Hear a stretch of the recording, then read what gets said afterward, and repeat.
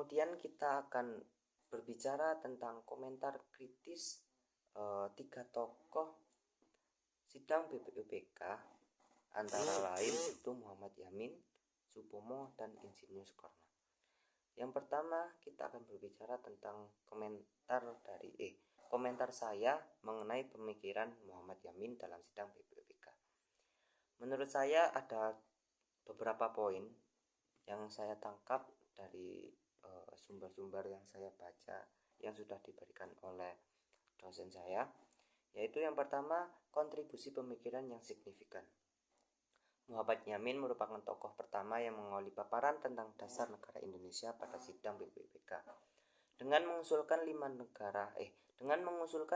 asas dasar yang kemudian dikenal sebagai cikal bakal Pancasila, yakni peri kebangsaan, peri kemanusiaan, peri ketuhanan, peri kerakyatan, dan kesejahteraan rakyat.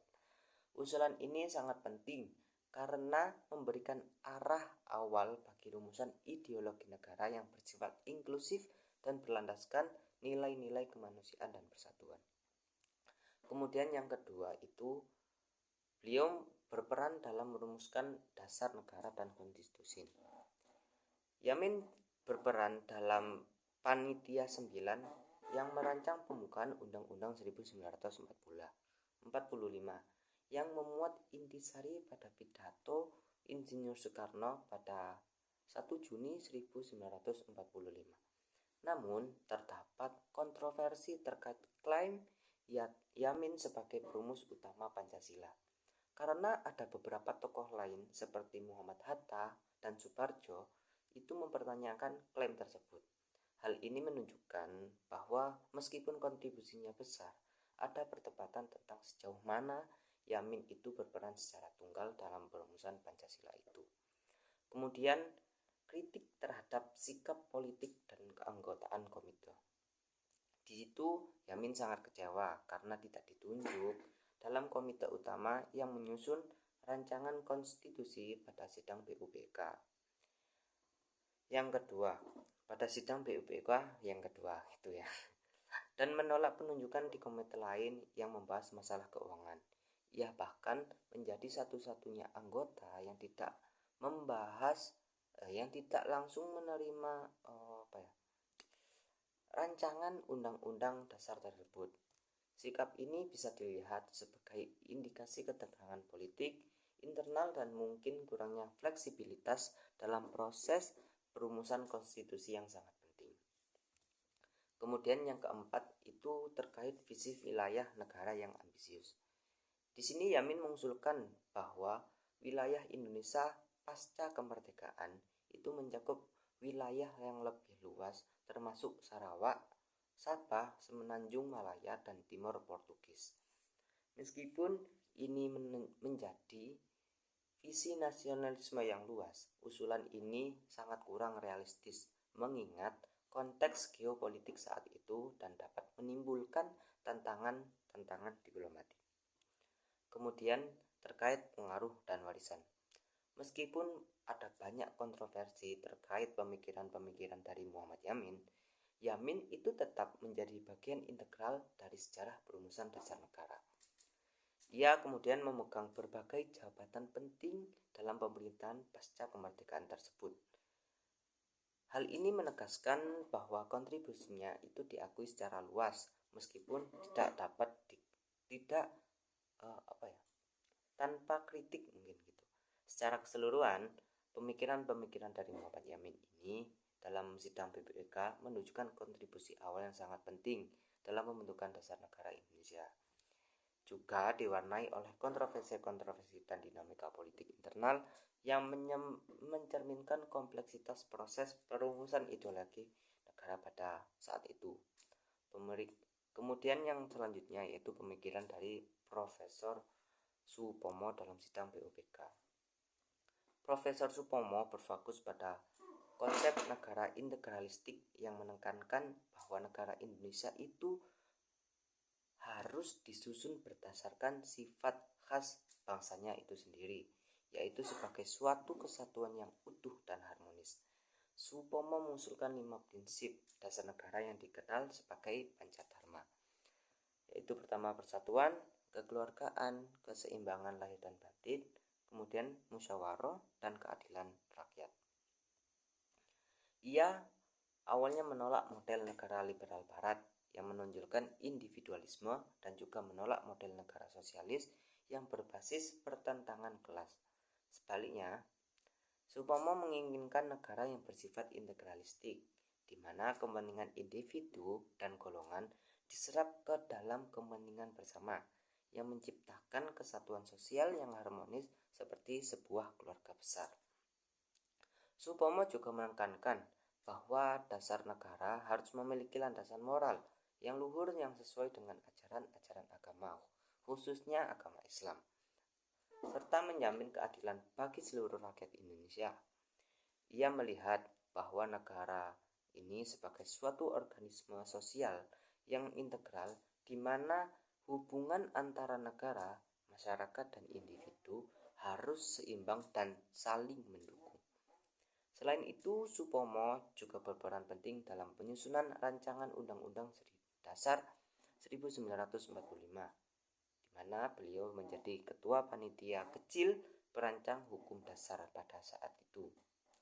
Ia berhasil merampungkan rancangan undang-undang dalam waktu singkat.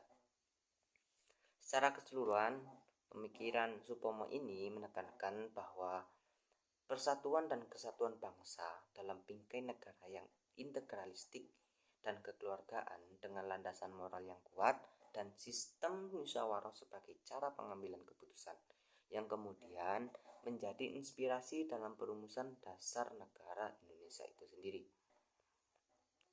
Kemudian komentar kritis dari Insinyur Soekarno yang saya dapat itu menunjukkan bahwa Soekarno berhasil mengajukan rumusan Pancasila yang bersifat plural dan akomodatif. Ia mampu menyintesiskan berbagai aspirasi golongan nasionalis, Islam, dan komunis menjadi dasar negara yang inklusif dan menyatukan. Ia tidak hanya menyentuhkan 5 sila sebagai dasar negara, tetapi ia juga menawarkan konsep Trisila dan Ekasila sebagai alternatif penyederhanaan yang menunjukkan fleksibilitas pemikirannya dalam menghadapi dinamika politik waktu itu. Namun perjalanannya tidak berjalan lancar. Secara kritis, pemikiran Soekarno tidak lepas dari tantangan dan kontroversi. Yang pertama, meskipun Pancasila dianggap sebagai hasil sintesis yang paling penting, proses perumusannya tetap menimbulkan ketegangan, terutama dengan kelompok Islam yang merasa ada pengorbanan kepentingan yang minoritas non-Islam gitu. Hal ini menimbulkan ketidakpuasan yang berlanjut pasca kemerdekaan. Kedua, posisi Soekarno sebagai ketua panitia 9 dan panitia persiapan kemerdekaan Indonesia menunjukkan peran sentralnya, tetapi juga memperlihatkan kecenderungan dominasi sosial di mana komposisi panitia yang timpang ini berpotensi mengabaikan aspirasi sebagian kelompok masyarakat yang lainnya. Kemudian, walaupun pidato Soekarno pada 1 Juni 1945 menjadi pijakan utama Pancasila rumusan final yang disahkan pada 18 Agustus 1945, tak luput dari perubahan urutan sila, terutama menempatkan ketuhanan yang Maha Esa sebagai sila pertama, yang secara simbolik menguatkan posisi agama dalam negara. Perubahan ini menimbulkan perdebatan tentang makna dan posisi sila tersebut dalam konteks negara sekuler dan plural. Secara keseluruhan, pemikiran Soekarno dalam sidang BUPK merupakan tonggak penting dalam sejarah bangsa Indonesia yang berhasil merumuskan dasar negara dengan pendekatan sosiosentris dan pluralistik. Namun, proses dan hasilnya juga menunjukkan adanya kompromi politik yang kompleks dan tantangan dalam representasi aspirasi seluruh elemen bangsa yang menjadi bahan refleksi kritis dalam memahami dan mengembangkan Pancasila hingga kini. Pemikiran perempuan yang terlibat dalam sidang BPUPKI adalah Maria Ulfah dan Siti Sukaptina. Menurut sumber yang saya dapatkan, Maria Ulfah merupakan satu-satunya perempuan yang duduk dalam panitia pertama BPUPK yang membahas Undang-Undang Dasar pada sidang 29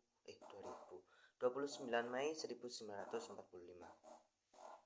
Ia adalah perempuan pertama Indonesia yang meraih gelar sarjana hukum dari Universitas Leiden dan diundang bergabung karena keahliannya di bidang hukum.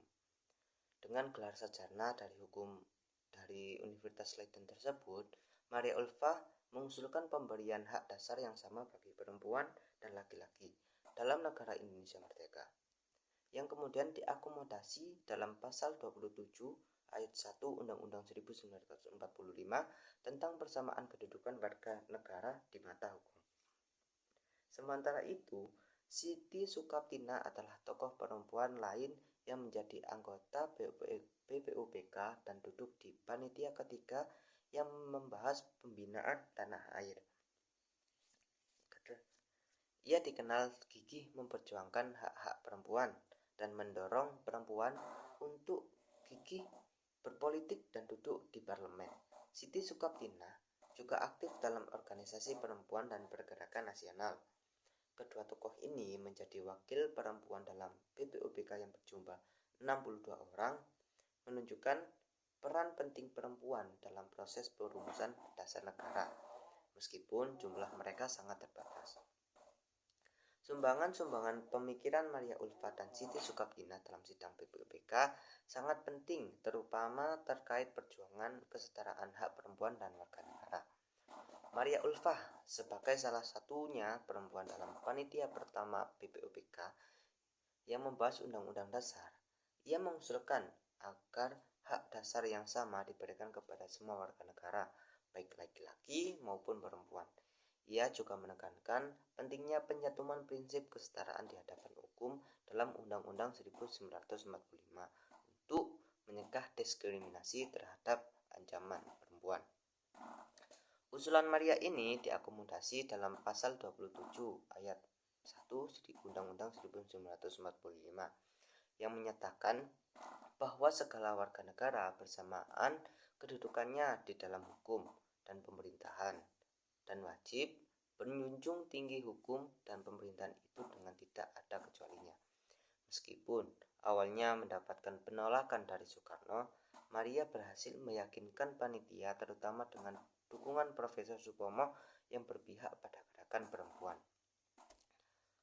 Selain itu, Maria aktif dalam organisasi perempuan dan perjuangan kesetaraan gender yang berlanjut pada pasca kemerdekaan, termasuk perannya sebagai Menteri Sosial Perempuan pertama di Indonesia. Siti Sukaptina, sumbangannya juga besar. Siti Sukaptina duduk dalam panitia ketiga BPUPK yang membahas pembinaan tanah air. Ia dikenal sebagai tokoh yang gigih memperjuangkan hak-hak perempuan dan mendorong keterlibatan perempuan dalam politik dan pendidikan. Ia juga aktif dalam organisasi perempuan dan pergerakan nasional, berperan sebagai representasi perempuan dalam proses perumusan dasar negara. Perjuangannya lebih banyak pada aspek pemberdayaan perempuan dan pendidikan yang menjadi bagian penting dalam pembangunan bangsa. Secara keseluruhan, Maria Ulfah dan Siti Sukaptina memberikan kontribusi strategis dalam memastikan bahwa suara perempuan dan isu kesetaraan hak masuk dalam perumusan dasar negara Indonesia, yang kemudian menjadi fondasi penting bagi pembangunan negara yang inklusif dan berkeadilan gender.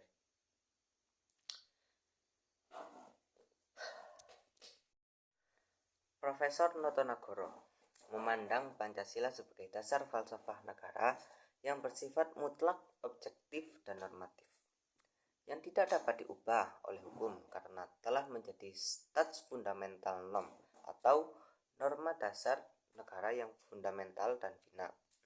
Menurutnya, Pancasila bukan sekadar kumpulan sila, tapi merupakan suatu kesatuan yang integral dan saling terkait, di mana setiap sila mengandung dan memperkuat sila lainnya dalam harmoni yang dinamis. Ini menunjukkan bahwa Pancasila adalah asas pandangan hidup dan pandangan dunia bangsa Indonesia yang lahir dari pengalaman dan kebudayaan bangsa itu sendiri, sehingga memiliki sifat kebudayaan atau kulturi dan religius yang melekat. Notonegoro menegaskan bahwa hakikat dasar ontologis Pancasila adalah manusia yang memiliki sifat monopluralistik, yaitu manusia sebagai makhluk yang satu namun memiliki banyak aspek kehidupan yang harus seimbang dan harmonis. Dengan demikian, negara yang berfilsafat Pancasila adalah negara yang mengakui kemanusiaan yang adil dan beradab, persatuan Indonesia, dan kerakyatan yang dipimpin oleh hikmat kebijaksanaan dalam permusyawaratan perwakilan, serta keadilan sosial bagi seluruh rakyat Indonesia. Negara ini tidak hanya berfungsi sebagai alat kekuasaan, tetapi juga sebagai wahana aktualisasi nilai-nilai moral dan berbudaya bangsa. Notonegoro menolak Pancasila dipengaruhi oleh perubahan sosial politik atau perbedaan golongan, karena Pancasila merupakan norma yang melekat dan menjadi jiwa bangsa Indonesia secara kekal. Hal ini menegaskan bahwa filsafat negara berlandaskan Pancasila adalah filsafat yang kokoh, stabil, dan berakar kuat dalam jati diri bangsa, sehingga menjadi pedoman utama dalam penyelenggaraan negara dan kehidupan bermasyarakat. Dengan demikian, argumen filsafat negara berdasarkan Pancasila menurut Notonegoro adalah bahwa Pancasila merupakan norma dasar yang absolut dan integral, yang mengandung nilai-nilai kemanusiaan, religiusitas, persatuan dan demokrasi musyawarah, dan keadilan sosial yang tidak dapat terpisahkan. Negara Indonesia harus berlandaskan pada falsafah hidup dan falsafah negara yang mengikat seluruh aspek kehidupan bangsa secara menyeluruh dan berkelanjutan. Singkatnya, filsafat negara berlandaskan Pancasila menurut Notonegoro adalah filsafat yang menempatkan Pancasila sebagai norma dasar yang mutlak, integral, dan berakar pada manusia sebagai makhluk monopluralistik yang menjamin kesatuan, keadilan, dan keseimbangan dalam kehidupan berbangsa dan bernegara. Kaitan warga negara dalam filsafat negara mewujudkan cita-cita NKRI sebagaimana tertulis dalam pembukaan undang-undang. Sangat erat dan fundamental. Filsafat negara Indonesia yang berlandaskan pada Pancasila mengandung nilai-nilai menjadi pedoman hidup dan tata hubungan antara warga negara serta sesama warga. Mungkin itu saja yang bisa saya sampaikan. Kurang lebihnya saya mohon maaf. Wassalamualaikum warahmatullahi wabarakatuh. Assalamualaikum warahmatullahi wabarakatuh. Perkenalkan, nama saya Fatih Ahmad Najwa dari Prodi BPKN dengan NPM yang terakhir 013. Video ini dibuat untuk memenuhi tugas filsafat yang akan berbicara pada beberapa poin seperti makna filsafat Pancasila, kemudian komentar kritis pemikiran dari 3 tokoh sidang BPUPK seperti Muhammad Yamin, Supomo, dan Insinyur Soekarno. Kemudian berbicara tentang pahlawan wanita yang menyuarakan pemikirannya di sidang BPUPK. Dan terakhir akan membahas tentang filsafat negara yang menjangkar pada pemikiran Notonegoro dan pembukaan Undang-Undang 1945. Berbicara tentang filsafat Pancasila adalah konsep pemikiran filosofis yang berfokus bagi kehidupan berbangsa dan bernegara di Indonesia. Pancasila sebagai filsafat mengandung nilai-nilai luhur yang berasal dari kebudayaan bangsa Indonesia tersendiri dan berfungsi sebagai pandangan hidup serta dasar ideologi negara. Makna filsafat Pancasila mencakup beberapa aspek utama seperti yang pertama, landasan ideologis negara. Filsafat Pancasila menjadi dasar pembentukan hukum, kebijakan, dan institusi negara. Kemudian menjaga keutuhan dan stabilitas bangsa. Kemudian yang kedua, pemersatu bangsa. Nilai-nilai Pancasila bisa mempersatukan masyarakat Indonesia dari beragam macam suku, budaya, agama, dan mencerminkan semangat toleransi dan persatuan. Kemudian yang ketiga yaitu panduan etika dan moral. Di sini Pancasila bisa memberikan pedoman moral dan etika yang bisa menghormati martabat manusia dan mendorong pada keadilan sosial. Kemudian yang keempat itu pandangan hidup bangsa. Pancasila bisa menjadi pedoman dalam menjalankan kehidupan sehari-hari serta membentuk kepribadian dan cita-cita bangsa Indonesia itu sendiri. Kemudian yang kelima itu sebagai dasar hukum dan pemerintahan. Segala hukum dan penyelenggaraan negara harus berlandaskan Pancasila sebagai sumber dari segala sumber hukum.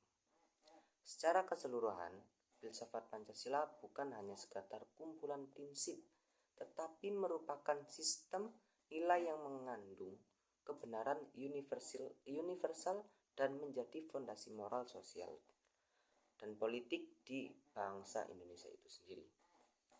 Berakar pada kearifan lokal dan nilai-nilai universal demokrasi. Dengan demikian, filsafat Pancasila berperan penting sebagai jiwa kepribadian dan pandangan hidup bangsa Indonesia yang mengarahkan tujuan dan cita-cita bangsa itu menuju kehidupan yang religius, adil, demokratis, dan berkeadaban.